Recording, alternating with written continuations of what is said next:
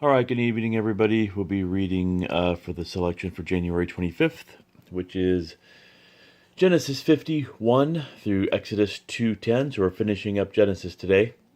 Matthew 16:13 through 17:9, Psalm 21 1 through 13, and Proverbs 5 1 through 6. So for the Old Testament reading, Genesis 50 verse 1 through Exodus 2 verse 10. Joseph threw himself on his father and wept over him and kissed him. Then Joseph told the physicians who served him to embalm his father's body. So Jacob was embalmed. The embalming process took the usual 40 days, and the Egyptians mourned his death for 70 days. When the period of mourning was over, Joseph approached Pharaoh's advisors and said, "Please do me this favor and speak to Pharaoh on my behalf. Tell him that my father made me swear an oath. He said to me, 'Listen, I am about to die. Take my body back to the land of Canaan and bury me in the tomb I prepared for myself. So please allow me to go and bury my father. After his burial, I will return without delay.' Pharaoh agreed to Joseph's request. 'Go and bury your father as he made you promise,' he said. So Joseph went up to bury his father. He was accompanied by all of Pharaoh's officials, all the senior members of Pharaoh's household, and all the senior officers of Egypt. Joseph also took his entire household and his brothers and their households. But they left their little children and flocks and herds in the land of Goshen. A great number of chariots and charioteers accompanied Joseph. When they arrived at the threshing floor of Atad, near the Jordan River, they held a very great and solemn memorial service, with a 7-day period of mourning for Joseph's father. The local residents, the Canaanites, watched them mourning at the threshold floor of Atad. Then they renamed that place, which is near the Jordan, Abel Mizraim, for they said, "This is a place of deep mourning for these Egyptians." So Jacob's sons did as he had commanded them. They carried his body to the land of Canaan and buried him in the cave in the field of Machpelah near Mamre. This is the cave that Abraham had bought as a permanent burial site from Ephron the Hittite. After burying Jacob, Joseph returned to Egypt with his brothers and all who had accompanied him to his father's burial. But now that their father was dead, Joseph's brothers became fearful. "Now Joseph will show his anger and pay us back for all the wrong we did to him," they said. So they sent this message to Joseph. "Before your father died, he instructed us to say to you, 'Please forgive your brothers for the great wrong they did to you, for their sin in treating you so cruelly. So we, the servants of the God of your father, beg you to forgive our sin.'"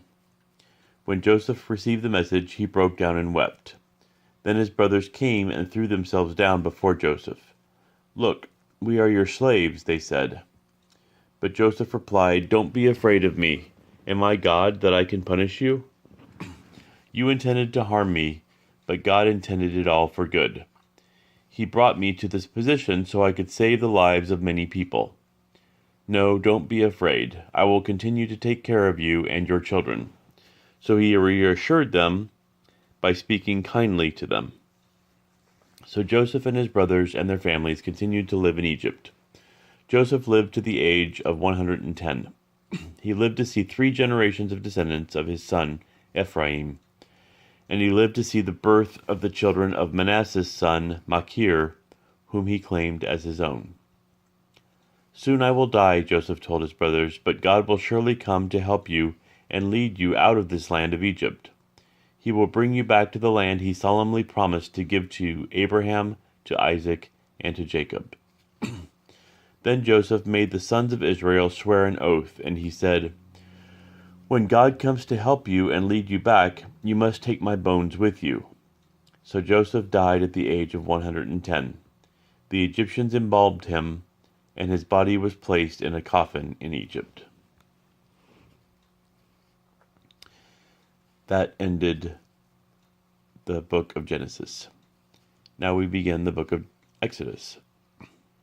Exodus 1 verse 1.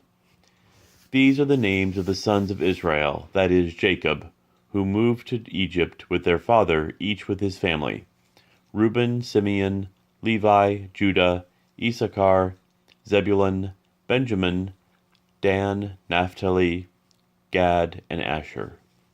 In all, Jacob had 70 descendants in Egypt, including Joseph, who was already there.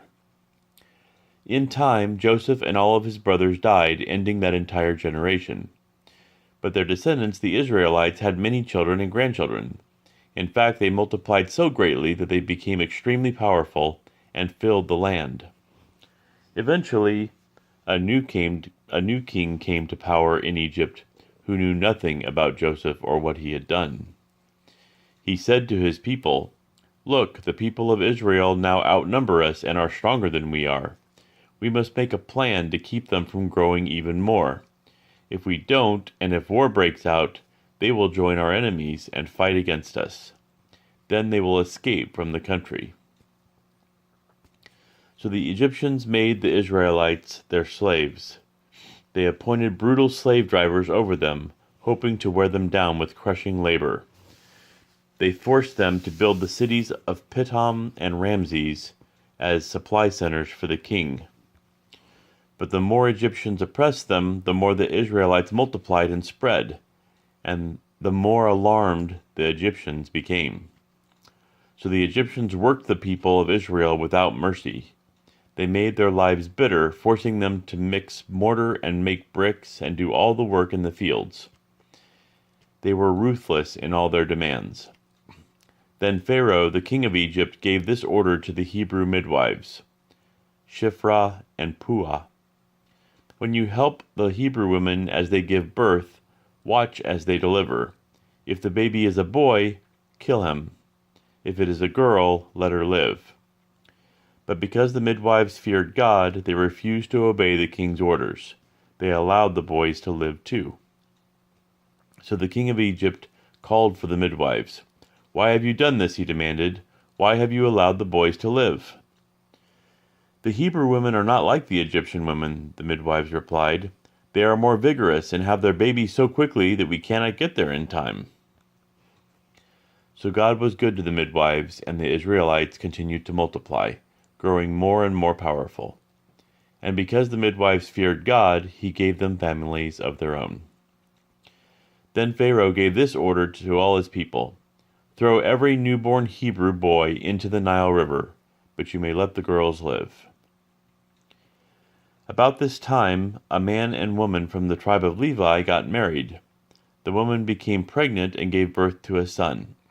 She saw that he was a special baby and kept him hidden for 3 months. But when she could no longer hide him, she got a basket made of papyrus reeds,